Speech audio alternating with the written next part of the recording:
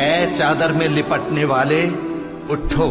اب خبردار کرنے لگو اور اپنے پروردگار کی بڑائی بیان کرو، اور اپنے کپڑے پاک رکھو اور شرک کی گندگی سے تو الگ ہی رہو، اور اس نیت سے احسان نہ کرو کہ اس سے زیادہ کے خواہاں ہو،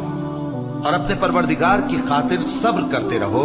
پھر جب سور پھونکا جائے گا تو وہ دن مشکل کا دن ہوگا، یعنی کافروں پر آسان نہ ہوگا۔ مجھے اس شخص سے سمجھ لینے دو جس کو میں نے اکیلا پیدا کیا، اور میں نے اس کو بہت سا مال دیا اور ہر وقت حاضر رہنے والے بیٹے دیے، اور اس کو ہر طرح کے سامان میں وسعت دی، پھر بھی لالچ رکھتا ہے کہ میں اسے اور زیادہ دوں۔ ایسا ہرگز نہیں ہوگا،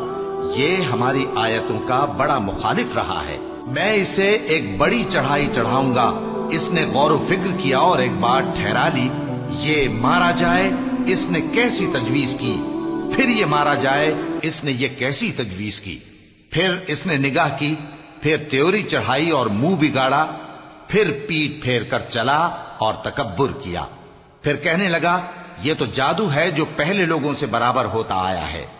پھر بولا یہ اللہ کا کلام نہیں بلکہ بشر کا کلام ہے، میں ان قریب اس کو سقر میں داخل کروں گا۔